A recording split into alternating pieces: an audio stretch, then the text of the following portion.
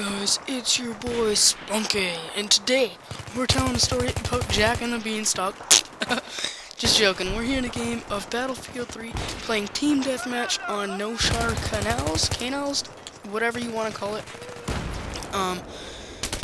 Today we're just going to talk about some elementary stories, but before that, I would actually like to explain a little bit. I just got Battlefield 3, that's why I'm probably not the greatest in this. I mean, I do okay, I get a couple, I think I get a triple kill, or something like that, and, anyways, yeah, no, so I just got this Battlefield Premium. Anyways, here, let's get started. It all started back in the day, in elementary, and keep in mind, I'm only 16 years old, but still, what was it? Like, I had this group of best friends, and they were Chris, Sam, and me. And we were all guys here, and basically we were totally into the military because Chris's dad was. He was in the military. I think he was one of those guys that does the stock or something like that, and gives people their guns and stuff like that. Anyways, so we were all in this military, and we thought it was totally sick. And one day, I was the medic, and Chris, I think, was supposed to be some grenade guy or whatever, and Sam was just a normal, like, soldier. He had, like, a machine gun or whatever. And, the reason I was medic was because I always thought the carbine was a sick gun, and they had it in one of the wars or something like that. I don't even know why, okay? And so I ended up, we were all playing in a field, playing this game. We were driving some tank or something, and then all of a sudden our tank, we pretended, got shot, and we were in grade 4 or 5 or something like this, and we were playing this, and Sam, had pretended that he'd gotten shot, and it was winter, and I had,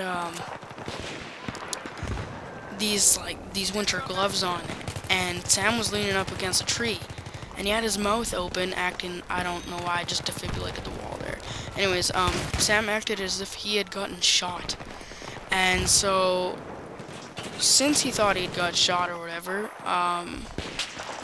it was really funny because there was this dog shit there, and I took the dog shit, and he had his mouth open, and I shoved it right into his mouth. And his reaction on his face, I will never forget, which is why I'm still telling the story here. This thing of dog shit in his mouth, and he started throwing up like crazy. Like, it was unbelievable. I was such an asshole. But I mean, it was all great. Like, we were best friends since we were really little. So he kinda just brushed it off. But anyways, he had to go home because he was scared he was gonna get really sick or something. I mean, I would too, but still, whatever. I can't even find this guy here. We're just running in circles. Anyways, yeah, no, so I was just a straight up dick back then. And, I've changed. Like, another story we could tell here would be how, what was it? It was like, I think it was grade 5 or grade 6 or something, right? And this is still elementary. And there was this kid with autism. And, I mean, there was this one time where I'd taken a pine cone and I'd thrown it at him. And this kid with autism always pretended he was a dinosaur, right? And I'd taken this pine cone and I threw it at him. And he just went nuts. Like, he started going in circles, like, "Rah!" Like screeching like a dinosaur or whatever he was doing. And I thought it was pretty funny. The teachers didn't find it too funny. Like, one of the teachers didn't even really care, and that was it. So it was, like, whatever. And then about a week later, I found Sam's older brother and Sam. And I was like, "Yo, guys, go check this out. You threw pine cones at this kid, and he goes nuts." And so we went and we threw a ton of pine cones at this kid. Like, me, Sam, Chris. I don't think Chris ended up getting in trouble for it. I don't know why. And a couple other kids here, like, of Sam's older brother's friends. And so we were all throwing, like, pine cones at this kid, and the principal saw, and she went nuts, right?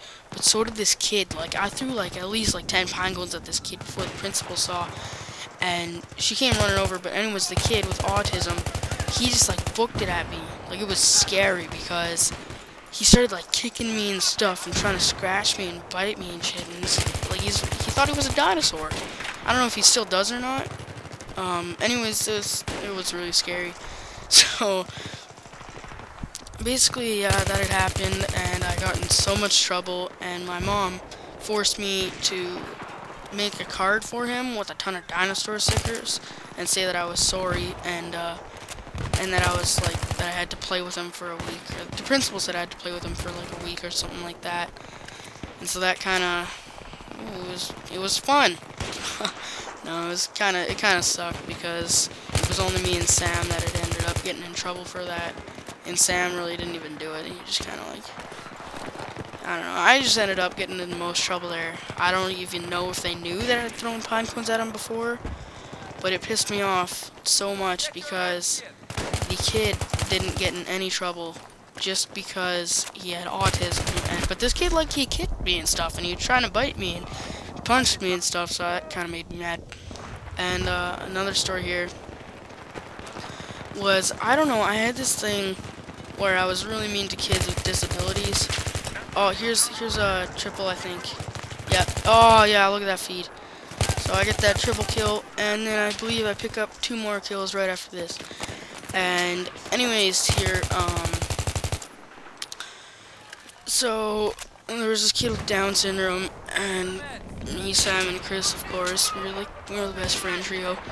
And we went up to the kid, and we pointed in the sky, and we'd say, "Hey, look, Griffin," because his name was Griffin. And we'd say, "Hey, look, there's a UFO in the sky," and he'd be like, "What?" It was kind of mean. Anyways, no, he'd stand there for about half an hour until the lunch ended or recess break or whatever, and staring into the sky. It was really funny. I thought it was. We all thought it was.